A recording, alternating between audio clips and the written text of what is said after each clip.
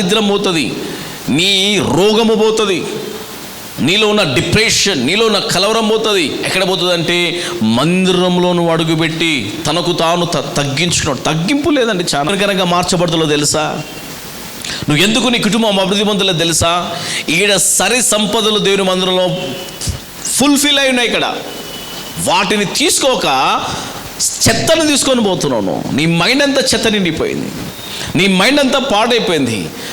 ఆశీర్వాదాలను అనుభవిస్తలేవు, నువ్వు దీవెనలను అనుభవిస్తలేవు. వేదనను, బాధ, డిస్టర్బ్, అప్పు, నిరుత్సాహము, ఏడుపు, వీటిని అనుభవించేవారు చాలా మంది ఉన్నారు. దేవుడు అంటుంటే వాటికి నువ్వు దాసుడు కాదు, రా నా మందిరంలో నువ్వు గడుపు, నేను నిన్ను ఆశీర్వదిస్తా.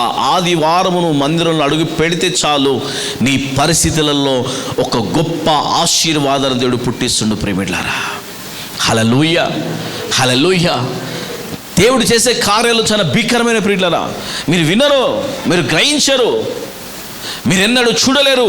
అవి కార్యాలు చూసేవారు కొద్దిమందే. అందుకే అంటున్నా, దేవుని కార్యాలు నీ జీవితంలో జరుగునుగాక.